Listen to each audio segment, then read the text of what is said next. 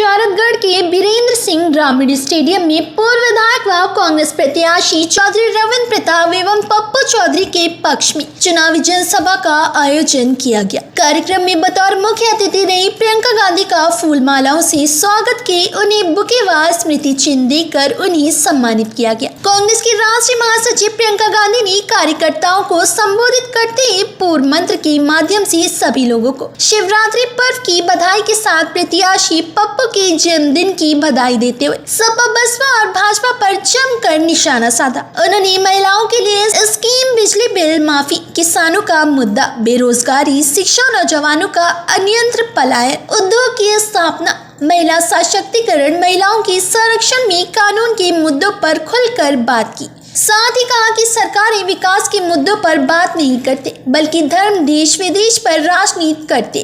साथ ही कहा कि हम धर्म और जाति के आधार पर राजनीति नहीं करते। साथ ही उन्होंने शरदगढ़ विधानसभा से चौधरी रविंद्र प्रताप व कपिलवस्तु विधानसभा से प्रत्याशी देवेंद्र कुमार गुड्डू के पक्ष में मतदान करने की बात कही। भारतीय जनता पार्टी और समाजवादी पार्टी आपके वोट धर्म और जाति के आधार पर मांगते हैं, ये आप अच्छी तरह से जानते हैं।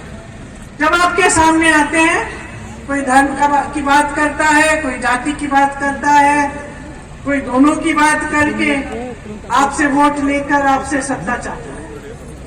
और चौथी पार्टी कांग्रेस पार्टी जो ना आपका धर्म पूछ रही है, ना आपकी जाति पूछ रही है, सिर्फ ये कह रही है कि हम आपको विकसित बनाना चाहते हैं। हम चाहते हैं कि आप आत्मनिर्भर बने। हम चाहते हैं कि ये नौजवान जो यहाँ पे खड़े हुए हैं बेरोजगार ना हो, इन्हें रोजगार मिले। हम नहीं चाहते कि यहाँ से पलायन हो। हम नहीं चाहते कि यहाँ से जाकर कहीं और किसी बड़े उद्योग में, किसी दूसरे जिले प्रदेश में आपको नौकरी ढूंढनी पड़े। हम चाहते हैं कि यहाँ उद्योग बने, यहाँ पे आपको नौकरी मिले, यहाँ पे आपको रोजगार मिले। हम कह रहे हैं कि हम चाहते हैं कि मेरी बहनें सशक्त बने ताकि इन पर अत्याचार घटे, इन्हें भी नौकरियां मिलनी चाहिए, रोजगार मिलना चाहिए, ये भी कमा पाए, ये भी शिक्षित हो। किसानों के लिए भी हम कह रहे हैं, हम चाहते हैं कि आप आगे बढ़ें, आपको सारी सुविधाएं मिले, ऐसे कानून न आए इस देश में जिससे मेहनत आप करें और फायदा कोई बड़ा बड़ा उद्योगपति करे।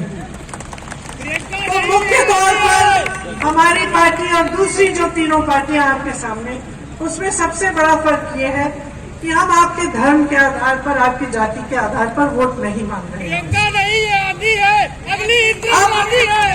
पिछले 30 सालों में से आपके प्रदेश में वही 3 पार्टियां राज कर रही। पहले बसपा ने सरकार बनाई, फिर सपा ने बनाई, फिर भाजपा ने बनाई। साल बीत गए, दशक बीत गए और एक आदत सी बन गई इनके नेताओं की कि उनको मालूम था कि 5 साल बाद आएंगे, धर्म को छेड़ेंगे, जाति की बातों को छेड़ेंगे, आपके जज्बातों को उभारेंगे और फिर से आप उनको वोट दे देंगे। तो आदत बन गई कि भाई 5 साल बाद हमें तो वोट मिलना ही है, हमें जाति के आधार पर, धर्म के आधार पर वोट तो मिलना ही है। तो जब वोट मिल ही रहा है तो काम क्यों करें? काम करने की जरूरत नहीं है। आजकल तो पब्लिक पूछती ही नहीं है, हम धर्म की बात करे लेते हैं। आपसे बड़ी शिकायत है मेरी। एक समय था जब नेता समझता था काम करे नहीं तो रास्ता नापे। नेता समझता था कि जिम्मेदारी क्या है। पीड़ा होती थी, बहनों पे अत्याचार होता था, आ जाता था हाथ पकड़ने, पूछने कि कोई समस्या है, मैं कैसे सुलझाऊं। सड़क में गड्ढे थे तो मुंह दिखाने से डरता था कि मैं चले जाऊंगा, जनता मुझे खदेड़ देगी। बाढ़ आती थी, अगर वो मदद नहीं करता था तो डरता था कि अगली बार नहीं जा पाऊंगा। एक समय था जब नेता आपसे कंधा से कंधा मिलाकर आपके साथ संघर्ष करता था, आपकी समस्याओं को समझता था, क्योंकि वो जानता था कि अगर नहीं करेगा, अगर समाधान नहीं ढूंढेगा, अगर आपके लिए सेवा का काम नहीं करेगा तो आप निकाल दोगे। वो समझता था कि सत्ता उधार में दी आपने। आज तो आपने ऐसे नेता बना दिए हैं कि समझो भगवान बना दिया है आपने।